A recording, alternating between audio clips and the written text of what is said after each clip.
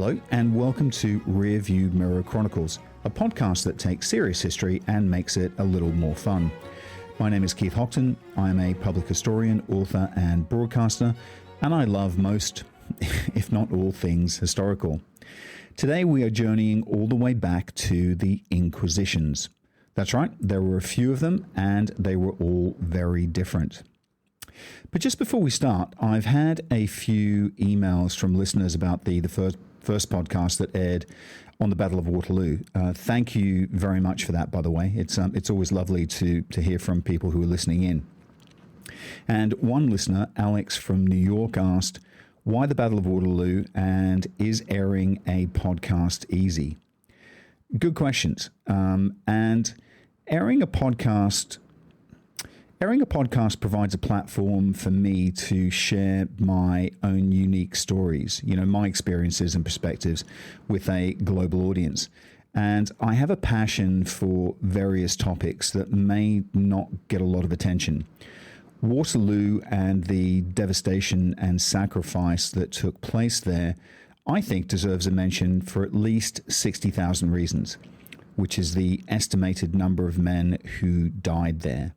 It's not a well-podcasted battle, and on the research that I did, especially with the voices from the battlefield, I thought it was worth airing and worth promoting. So yeah, so basically it's about topics that I'm passionate about. Give you an example on that, Alex. The next podcast might be about the French Foreign Legion, and for me, telling their story links a little bit with my own. I won't give away any secrets at the moment, but it's a life-changing journey to recount, if you like. And the Legion is, shrouded in mystery, and I think deserves its own podcast. And I think if you can tell a story from a different, sometimes personal perspective, it gets people thinking in a different way, or at least I hope it does. And, podcasting actually allows me that voice. It allows me to reach people who resonate, I guess, with my narrative. And, by sharing a personal journey, I hope to maybe inspire, educate, and connect with others who have a similar interest or similar experiences. And it's as simple as that, really. And if that's all it is, then I'll take it. And Alex, keep in mind as well, podcasters are basically just like you. I'm just like you. Sometimes daily life just gets in the way of the research, and I just don't get to podcast because, things in life take over. And I then can't do the research. And of course, I have to earn a living as well. So, sometimes that gets in the way of podcasting. But yesterday, just to give you an example, literally just as I went to record, the cat vomited over my keyboard, and I spent hours trying to sort that out. Then I had to go and do the shopping because I had nothing in the house. The fridge was bare. And then I had a conference call, which took up, a good hour or so. Then I had to cook dinner, and suddenly the day was gone. And that happens, sometimes. It's just you have these things planned, and sometimes it just doesn't work out. So, don't get upset if I don't do the podcast on a regular basis. I'm definitely going to try and get at least one podcast out a week just to populate the site with stuff that interests me and hopefully interests you guys. So good questions, Alex, and thanks very much for spending the time to send them in. It, as I said, it does make a difference, and it piques my interest. So, without much ado, the cat is now banned from my office. Well, certainly before and during podcasts. So let's get to it, shall we? The Inquisition. It's got a bad reputation, but does it deserve it? My introduction to the Inquisition was through Monty Python's Flying Circus. I'm a huge fan. And for our American listeners, if you don't know who Monty Python is, please Google them and listen to some of their shows. They were way ahead of their time.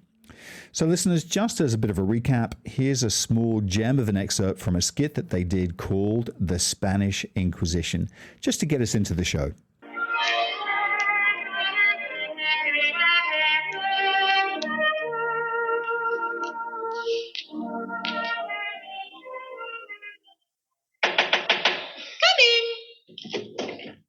trouble at mill. Oh, no. What What sort of trouble? One on crossbeam's gone out askew on treadle. Pardon? One on crossbeam's gone out askew on treadle. I don't understand what you're saying. One of the crossbeams has gone out askew on the treadle. What on earth does that mean? I don't know. Mr. Wentworth just told me to come in here and say that there was trouble at the mill, that's all. I didn't expect a kind of Spanish Inquisition. Nobody expects the Spanish Inquisition. Our chief weapon is surprise. Surprise and fear. Fear and surprise. Our two weapons are fear and surprise and ruthless efficiency. Our three weapons are fear and surprise and ruthless efficiency and an almost fanatical devotion to the Pope. Our four. No.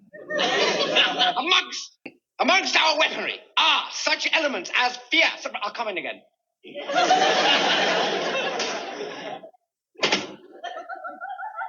I didn't expect a kind of Spanish Inquisition. Nobody expects the Spanish Inquisition. Amongst our weaponry are such diverse elements as fear, surprise, ruthless efficiency, and almost fanatical devotion to the Pope and nice red uniform. Oh, damn. I can't say it. You'll have to say it. What? You'll have to say the bit about our chief weapons are. I couldn't do that.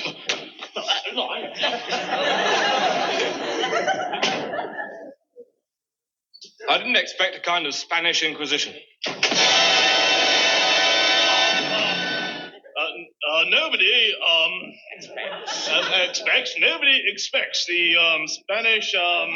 Inquisition? I know. Nobody expects the Spanish Inquisition. In fact, those who do Our chief weapons are. Our chief weapons are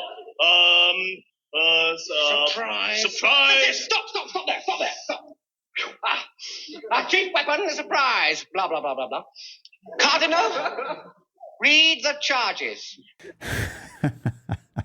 I'm laughing because I actually know what comes next. And there's an amazing scene where the inquisitors interrogate an older woman, first with a super soft cushion. They start poking her in the sides with it. And then they make her sit in the most comfortable chair in the room for hours on end. It's such a funny skit. So back to my initial question. The Inquisition. It's got a bad reputation, but does it deserve it? The Inquisition has actually been plagued by bad reputations almost since its inception. And I think, like so many things in history, it's a grey area. It's not a black legend for sure, and it's definitely not a white legend. And I think maybe one of the first things that we have to clear up is that there were actually several Inquisitions, and all of them were very different. If you didn't realize that, and you thought that there was just one, that being the Spanish Inquisition, you're not alone. Because in the movies of old, and certainly in that Monty Python skit, the Spanish Inquisition was the only one that really existed. But it's not true. So how many Inquisitions were there, and do they still exist today? You have the medieval Inquisitions, which were founded by Pope Innocent III to deal with the Cathars in the 13th century in the south of France. You then have the Spanish Inquisition that was founded not by the Pope, although it was certainly sanctioned by the Pope, but by King Ferdinand and Queen Isabella of Spain. They were the King and Queen of Castile and Aragon, and they reigned around the year 1478. And of course, then you have the Papal Inquisition that was founded in Rome in 1542. And of course, all of these Inquisitions are actually trying to address slightly different problems. Just out of interest, the Cathars, which were the injured party during the First Inquisition, were a dualist medieval religious sect in southern France, which flourished in the 12th century. And all they did was challenge the authority of the Catholic Church. But this was a very big deal back in those days. Cathar priests lived simply, they had no possessions, they imposed no taxes or penalties, and they regarded men and women as equals. Sacre bleu! And had aspects of faith which actually appealed to many at the time, especially people who were actually disillusioned with the church and what the church were doing. Cathars also believed that Satan had tricked a number of angels into falling from heaven and that they'd encased themselves in human bodies. And therefore the purpose of life was to renounce the pleasures of the world and the enticements of the world through repeated incantations and to make one's way back to heaven. To this end, Cathars observed a very strict hierarchy. I actually have to say that I don't mind any of that, but the takeaway from here is that they opposed the church. So don't oppose the church. The Spanish Inquisition's primary purpose was to identify and persecute individuals suspected of heresy or religious nonconformity, and they particularly targeted Jews, Muslims, and conversos. Conversos were effectively Jews who pretended to have converted to Christianity, but actually they hadn't. And of course, the Spanish Inquisition operated under the authority of the Catholic Church, and it was tasked with maintaining religious and social conformity, particularly within Spain. The interesting thing about the Roman Inquisition, which is the last Inquisition to be set up in 1542, is that it's actually plagued by the reputation of the earlier Inquisitions. So, the medieval Inquisitions were run by local bishops, and they were pretty vicious, or at least they could be, and they were much less regulated. The Spanish Inquisition until the 1530s had a reputation that was so appalling, the Pope said that he regretted ever allowing it to take place in the first instance. And the Roman Inquisition, the Pope's Inquisition in other words, was set up to tackle the very specific threat of Protestant Reformation, perhaps spreading into Italy and other Catholic countries, tried to learn from these mistakes, and it was very much more lenient and stricter about procedure. So, for instance, if you were a local inquisitor in Bergamo or Bologna and you wanted to torture your accused in order to get information, you actually had to write to Rome for permission, because they knew that if you extracted information under torture, you were liable for that person to come back at a later date and say, well, actually, I didn't mean that at all. You tortured me. And then you've got a really tough decision on your hands, because you then have to decide, do you then talk to them again and hopefully get the same response? Or do you now ask them the same questions and get a very different answer because they're not being tortured? So I think there's sort of shades of black and gray throughout the different Inquisitions. And by the time you actually get to the Papal Inquisition, they know this. They know that they've got a bad reputation from what they've done in the past. And they've learned from the past. And ultimately, the decision is in the hand of the individual inquisitor. And these guys know about the reputation of the former inquisitors from the Spanish and the medieval Inquisitions. And they really don't want to make the mistake because they know the church can't afford that mistake. And it's interesting, most people don't realize that the Inquisition has more of a history and that it was used by the Catholics effectively to deal with heresy way back certainly before Martin Luther ever came along, which was around 1500. Heresy, of course, refers to beliefs or opinions that contradict or deviate from the established doctrines or teachings of particular religions, certainly philosophical or ideological systems. And the definition of heresy can vary depending on the context and the specific belief systems involved. In a Catholic religious context, heresy typically refers to the beliefs or practices that deviate from the official doctrines or teachings of the Catholic Church. These deviations may be considered as, undermining or challenging the fundamental tenets of the religion. And in some cases, heresy has been met with severe consequences, such as excommunication, which was actually a very, very big deal, or persecution, depending on the time and place in history. And there was one time and place when an entire country was actually excommunicated. Of course, that country was Scotland. It's important to note that the concept of heresy is subjective and can vary from one belief system to another. What is considered heretical in one religion or ideology may be accepted or even celebrated in another. Moreover, as societal norms and beliefs evolve over time, ideas that were once considered heretical may become widely accepted, and that's actually a very important point. Interestingly, the word Inquisition comes from the Latin word inquisito, which was actually used in ancient Rome. So effectively, it's a judicial process. It's a way of actually getting to the truth through questioning and through evidence. And that's what unites all of these bodies. And in the medieval period, this becomes necessary when you have the emergence of quite dangerous heresies.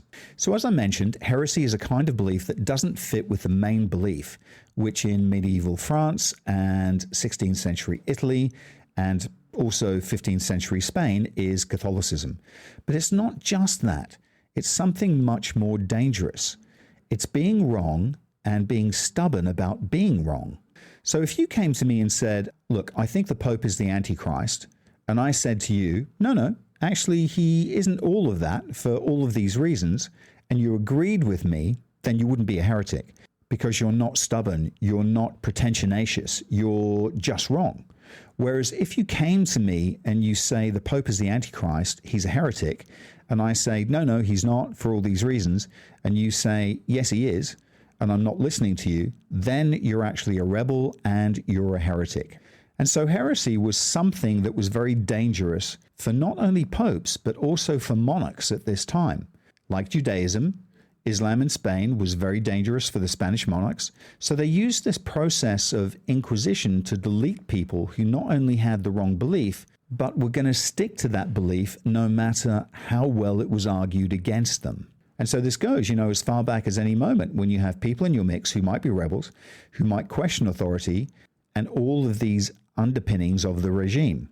So what is it about the Protestant Reformation? And is it the most famous heresy in history? I personally think it is. The Inquisition set up to tackle the Cathars was actually pretty successful. And of course, in Spain, you have the Inquisition that was set up in 1478, mainly to deal with the issue of Jews who had converted but were suspected of still practicing Judaism in private. And of course, a couple of decades later, probably by 1492, Ferdinand and Isabella have actually ejected all the Jews from Spain. So to some extent, it's a problem that's more or less solved from their perspective. And I think because of the cataclysmic effects of the Reformation from the point of view of the Catholic Church, and that it has such a long history in Europe in terms of splintering Christendom, establishing different confessions, everything is changed after the Reformation in terms of the way that Europe operates. Martin Luther, a great friend of the show, we love him. I don't know whether he'd actually like this or not, but I think he's almost become the sort of archetypal heretic. But actually, when you think about it, heresy has actually existed for as long as the Catholic Church has, going right back to the very start of the Catholic Church. We're going to come to the Roman Inquisition in a second, but let's start with the more infamous ones. Where were they set up? I then started wondering about the religious geography. Effectively, based on Europe as we know it today, where were they and how did it all take place? So the Reformation more or less begins in the German land. So we have to remember that these neat little nations that we have now of Italy, of Spain, of Germany, of Belgium, of France, they actually weren't so neat in the early modern period. So Germany is actually classified as the German lands, and you've got very different electors, you've got different powers, but generally speaking, that's where Luther emerges, and that's where Luther initially gets a lot of his support. Italy is also fractured at this stage. There is no Italy, and it's actually fractured into separate states, and it's not unified until the 19th century. So you have ruling regions like Tuscany, you have Lucca, you have Venice, you have Florence, and in the middle you've got this swathe of papal states. So Luther starts his Reformation in Northern Europe, and this is where his ideas sort of remain. They spread to Scandinavia, and of course, then you have the emergence of other leaders who are challenging, Catholic teachings like John Calvin in France. And of course, he then moves to Switzerland. And if you're looking from the point of view of an inquisitor and looking for heretical activity, it's in the north and the western parts of Europe. Italy remains totally Catholic or almost 100% Catholics with some exception. So you have older groups of heretics in Italy called the Valdensians, and you get a lot of people who hear about these ideas.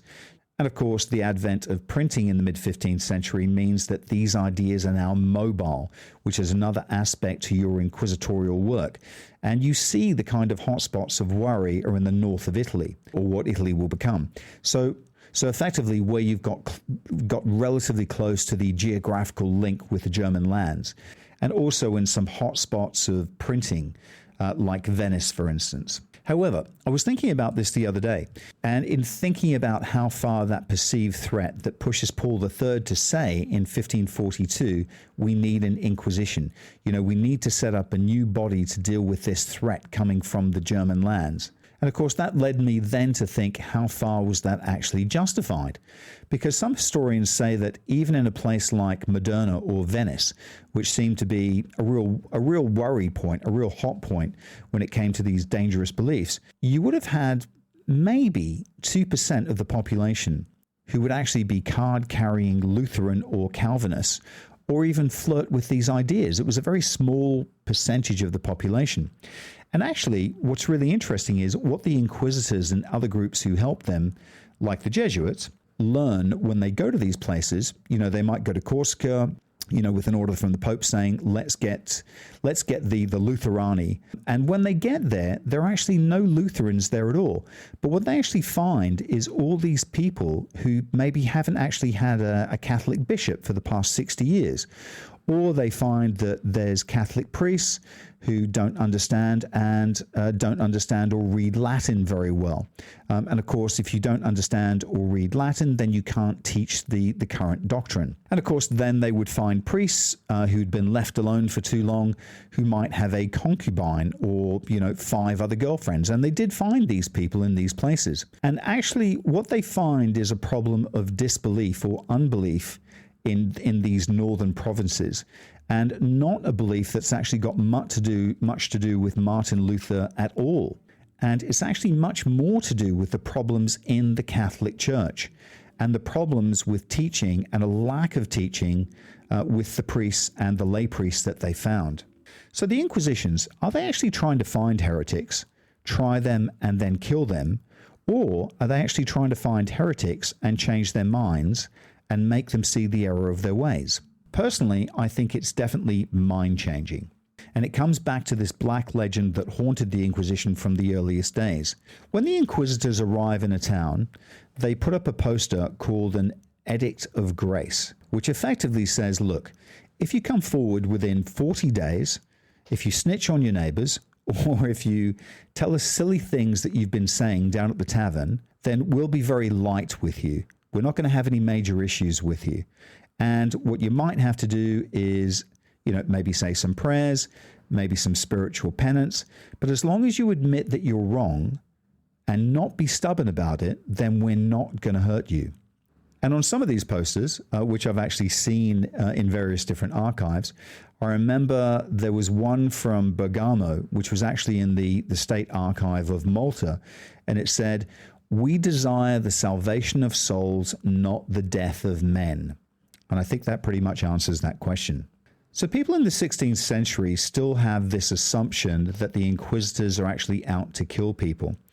And there's notations and stories written about this in the 1540s. One that comes to mind specifically, again, in Bologna, where you get people turning up en masse saying to the priests, "I'm not going to Rome. I've heard what they do there." But the fact is, while there are some inquisitors and some cardinals who are running the Inquisition who are actually super zealous and who do quite bonkers things like boiling people in oil, I mean, seriously, this is actually the exception. And on their part, it's a failure because their aim is actually to persuade. Their aim is in the salvation of souls. They truly believe that the whole premise for the Inquisition is that if you don't believe in the orthodox teachings of the Catholic Church, then effectively their job is to persuade you to do so. And I guess they're also there to stop you from spreading these dangerous ideas around. And the zealous ones will do whatever it takes to stop you doing that. And if that means death of one person, then so be it. But it's a last resort. Convincing, persuading, converting is the aim. But of course, with humanity, and priests and cardinals are human, you're always going to get faults, and some people do take advantage of the system or their place within the system to be cruel, and effectively because of fear and overzealousness. And that's where the Spanish Inquisition gets its reputation from. As I said to you earlier, you know the popes give Ferdinand and Isabella the permission to have this Inquisition to deal with the problem of converted Jews, the conversos. But pretty quickly he then says, oh my goodness, this isn't what we expected. People are, abusing the system. People are denouncing their neighbors just to get them into trouble. Inquisitors are about using it to extract people's goods and to fund the Inquisition. And of course, this is all wrong. And of course, it then also becomes a bit of a career path as well, which is also bloody dangerous. I mean, if you want to become the best inquisitor ever, what's the actual criteria for that? So people are perhaps overzealous, and that reputation is established very early in the 15th century with the Spanish Inquisition. And they do become more concerned with procedure a little bit later on. But of course, you also have the very public executions with the Spanish Inquisition, or acts of faith, which are there in the public eye in front of people. And these are actually very hard things for people to forget. So it's actually going to take a lot of, how many sort of lenient cases do you need to erase the images from your memory of a heretic burning at the stake, or a heretic being led out wearing these strange garments and being beaten by the crowd? It's actually a very powerful image, and it's a very hard one for people to forget. So how was the Roman Inquisition different from the first two? And let's not forget the Jesuits, who I've always thought were a group that actually countered the Reformation, but they actually didn't. And they're actually quite fascinating. I mean, as I said, the Roman Inquisition has this bad reputation from its inception because of the Spanish and the medieval counterparts, and also because of what they set up to do. Nobody wants to be questioned about their beliefs and to risk their lives over what they think, even now. And, we're all human, and people in the 16th century weren't any less human than we are now. So they were actually frightened about this just as a concept. Interestingly, the Jesuits appear 2 years before the Inquisition is founded in 1540, and they founded this open religious order formally at that time, though of course they'd been developing it well before then. And of course, now we actually associate them with being as the sort of stormtroopers of the Reformation, effectively the Pope's right-hand men. But at that point, they're just a group of Spaniards and a few others who have traveled through Europe from the University of Paris to Italy. Nobody really knows them. They have noble backgrounds, some of them, and Ignatius Loyola, their founder, is a Basque knight who's highly educated. And of course, they all met at the University of Paris, and they're doing relatively good works. And when they arrive in Rome, they're unknown and just as suspect as the next person. So Loyola himself is actually caught up with the Inquisition twice in Spain before he leaves, and then later with the Roman Inquisition. And so to people in the Italian states very early on, they actually don't have a reputation. They've been to Rome to get the approval from the Pope to set up their religious order, as everybody has to do. And this makes the Jesuits incredibly valuable collaborators for the Inquisition because they're not associated with religious orders who have traditionally been inquisitors, like the Dominicans and the Franciscans. And these guys are all international. They are Spanish, they are French, they're Italians, there's some Swiss in there, and they join the ranks so they can actually go to various courts in Italy and make connections with people who are running these courts and with the people. And of course, they're not associated with the Pope, as I mentioned, so they're not seen as the sort of stormtroopers that the Franciscans were. Of the Roman Inquisition. And they're actually simple pastors. The other important thing is they're not judges, so they're not seen as hierarchical. And so the Jesuits end up doing quite a lot of work with the Inquisition, which they themselves are very cautious about mentioning in their records because they're aware of the reputation of past Inquisitions. And their value is that they're not inquisitors in that sense of the word. They can actually go in and find out about heresy. They can convert people because people aren't frightened of them. So another question that comes from one of our listeners is, how long did this go on? Because the Protestants actually didn't go away. What the Inquisitors did was manage to staunch the flow of the Protestants in places like Belgium and parts of France and Spain. So then the question becomes did the Inquisition kind of work? And I think it comes back to what the actual threat was. It certainly worked in stopping the spread of heresy as they would have seen it in Protestantism in Italy. And in the middle decades of the 16th century, that's almost about done and dusted. But of course, then they had to change their targets because the institution will fail to exist once all these problems have gone away. And these people will then fail to have jobs. So the targets changed to detect other things in Italy specifically. So they start going after blasphemers. They start going after people who are gay. They start dealing with sexual sins. And so they change their targets. Their targets are changing and moving depending on the mood of the Pope and who they're finding in any particular year.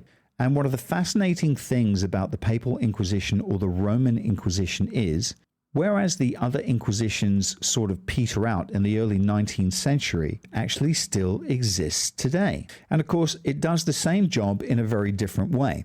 So the Roman Inquisition, I think if maybe you went to Encyclopedia or Britannica pages or even Wikipedia pages, or maybe even the Vatican website, I haven't actually checked, but it's the same institution with a different name. It's now called the Congregation of the Doctrine of the Faith. And it's there today to protect, defend, and define the Orthodox Catholic teachings. Of course, these days they're not having trials. But if you were a priest in Germany and you got up on a Sunday and started preaching something that you say is Catholic doctrine that isn't actually Catholic doctrine, technically somebody could write to the Congregation for the Doctrine of the Faith or email them and tell them what was going on, that effectively there was someone who was actually spreading heresy. What the church would do now is probably get in contact with you and correct you. So you certainly wouldn't be labeled or branded a heretic, but I think it's really interesting and intriguing that the Roman Inquisition is still in effect today. Of course, then the last question that came to me was, were the Inquisitions successful, or have they been successful? And I actually don't know, but I think instead it points to the fact that Inquisitions are needed as long as religion exists. And certainly that would be the church's argument. And of course, if you want to have an orthodoxy, then you've got to deal with heresy. And I think this is why we see heresy and attacks on heresy from the inception of the church, and why today they still have a body in order to define and defend the Catholic faith. Isn't that extraordinary? And there you go, still in operation. So everyone, I hope you enjoyed that podcast on the Inquisition. I certainly enjoyed the Monty Python skit at the beginning. And I'm going to play the second skit that I talked of, where the Inquisition torture an older lady with a soft pillow and a very comfortable chair. Thanks so much for listening in, guys. It is an absolute pleasure. Thank you for your support. And if you like the podcast, please rate it on whatever platform that you listen to it on, and share it with your friends.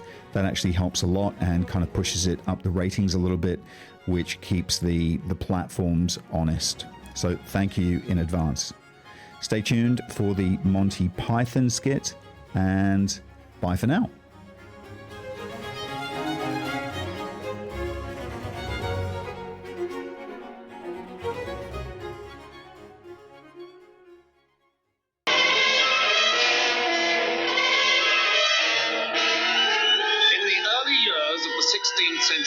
To combat the rising tide of religious unorthodoxy, the Pope gave Cardinal Jimenez of Spain leave to move without let or hindrance throughout the land in a reign of violence, terror, and torture that makes a smashing film. This was the Spanish Inquisition.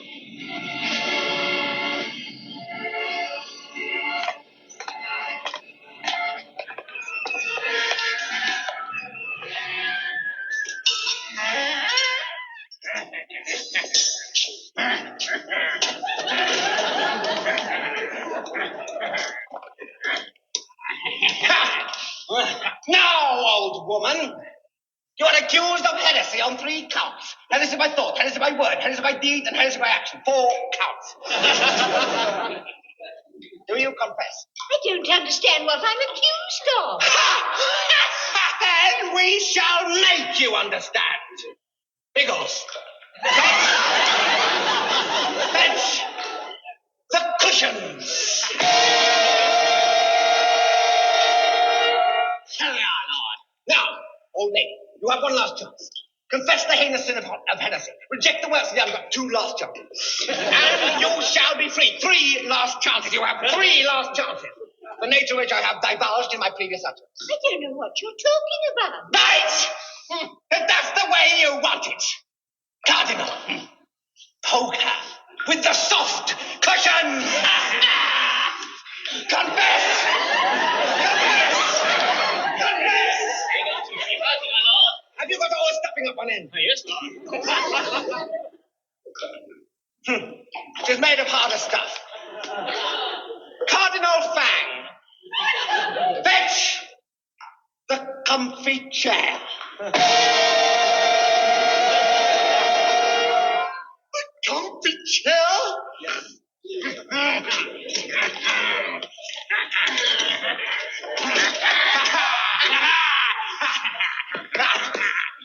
So, you think you are strong because you can survive the soft cushions? Well, we shall see. Biggles, put her in the comfy chair. Now, you will stay in the comfy chair until lunchtime with only a cup of coffee at 11. That's all you're in here. Yes, Lord. I see. I suppose we make it worse by shouting a lot, do we? Confess, woman. Confess. Confess! Confess! Confess!